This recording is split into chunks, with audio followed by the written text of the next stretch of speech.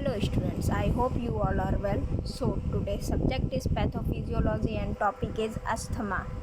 So what is the asthma? Asthma is a chronic inflammatory disorder of the airways. Chronic inflammatory disorder है airways की. To chronic inflammation cause the increase in the airway hyper responsiveness that leads to the recurrent episodes and wheezing, breathlessness, chest tightness and cough, particularly at night or early in morning. क्या होता है? Chronic inflammation cause होता है किस वजह से? Airway hyper responsiveness के increase होने की वजह से, जो कि लीड करता है रिकरेंट एपिसोड ऑफ वीजिंग को, ब्रीथलेसनेस को, सांस लेने में कठिनाई को, चेस्ट टाइट हो जाता है, कफ को, एंड पर्टिकुलरली एट नाइट. ये पर्टिकुलरली एट नाइट पे होता है या अर्ली मॉर्निंग पे होता है. ठीक है. अब नॉर्मल एयरवेज और ड्यूरिंग अस्थमा एयरवेज देख सकते हैं आप. नॉर्मल एयरवेज ये है जिससे आपको मतलब कि जो है एयरवेज जो हैं आपके वो ब्लॉकेज नहीं होते. लेकिन अस्थमा के पेशेंट में क्या होता है? एयरवे होते हैं वो नैरो हो जाते हैं, टाइट मसल्स जो होते हैं वो टाइट हो जाते हैं, और इन्फ्लामेशन जो होता है वो थिक्ड हो जाता है एयरवे वॉल पे. ठीक है. फिर उसके बाद आगे बढ़ते हैं. अब देखिए, ये नॉर्मल लंग है और ये अस्थमेटिक लंग है. नॉर्मल लंग में क्या है? सब ओपन है, मसल्स टाइट हैं. ठीक है. इसमें अस्थमेटिक लंग में देखिए यहाँ पे ब्लॉकेज टाइप का होने लगा है और मसल्स जो हैं वो टाइट होने लगे हैं. ठीक है. आप देख सकते हैं. और ये सोलोवन लाइनिंग भी आने लगी है. ठीक है. अब आते हैं incidence. Asthma affects the estimated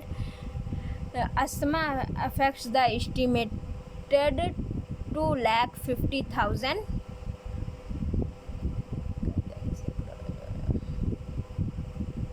25 lakh Indians. ठीक है. अस्थमा जो है वो 25 लाख इंडियंस को एवरी ईयर अफेक्ट करता है. And this normal is likely to increase the 50%, जो कि 50% लाइकली इंक्रीज होता है by the year 2016. Among adults women have 30% greater prevalence of the asthma than man. ठीक है. नाउ ट्रिगरिंग फैक्टर कौन कौन से होते हैं? Allergen, inhalation, animal, house dust और कॉकरोचेस, पोलेंस, ये जो होते हैं वो ट्रिगरिंग फैक्टर होते हैं. ठीक है. एयर पॉल्यूएंट्स में exhaust fumes, perfumes, oxidants, cigarette smoke. Viral upper respiratory infection, sinusitis, exercise and cold dry air, stress, drugs, aspirin, NSAIDs and beta energy blocker. ठीक है. ऑक्यूपेशनल एक्सपोजर में metal salts, wood and vegetable dusts, industrial chemicals and plastics, food additives में gastroesophageal reflux disease.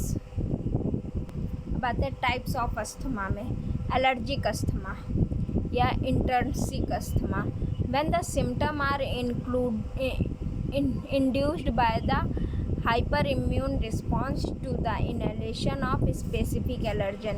जब symptom जो है वो hyper immune response में inhalation में स्पेसिफिक एलर्जन शो करें तब. ठीक है. Type 1 hypertensivity and reaction is the basis.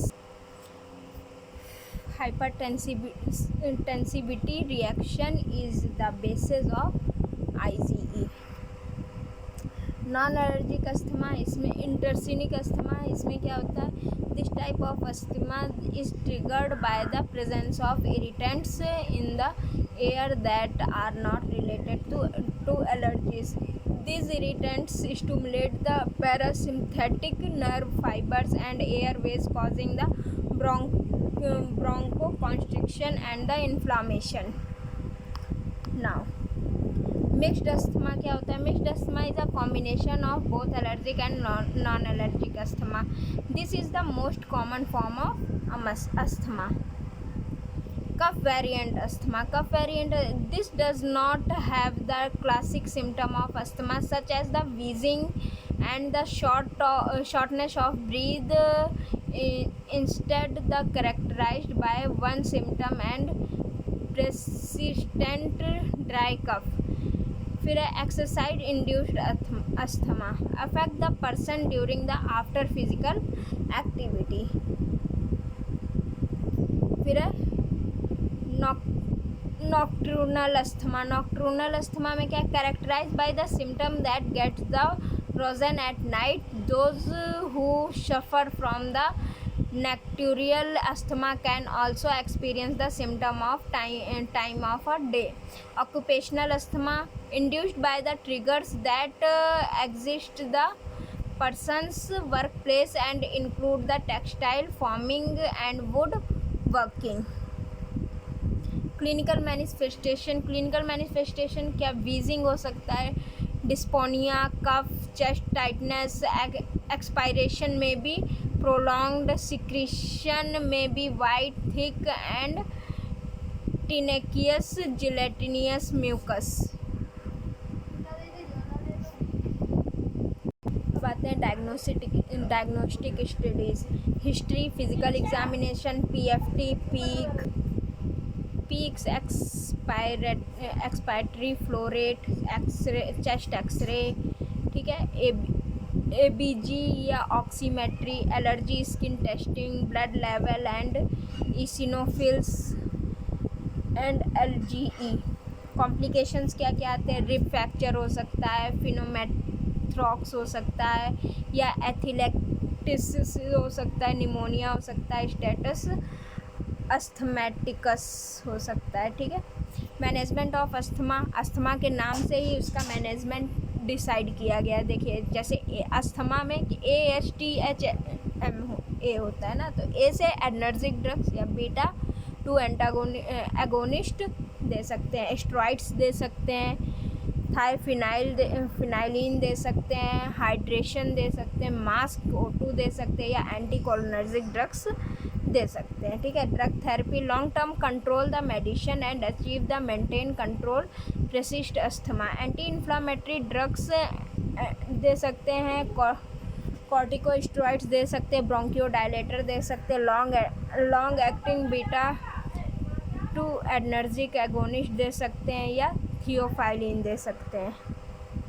ठीक है. Quick relief medicine to treat the symptom and exacerbation, bronchodilator, short acting inhaled beta 2 adrenergic agonist, anticholinergics and corticosteroids. Patient teaching related to drug therapy should induce the name, dosage, method and administration of the schedule, taking into the consideration meal times of activities of daily living. Include the purpose and side effect, appropriate action if side effects occurs, consequences, improper use, and to importance of refilling the prescription before the medication runs out. Non-prescription combination drugs. Several non-prescription combination drugs are available OTC. They are usually combination of the bronchodilator and the expectorant, ephedrine.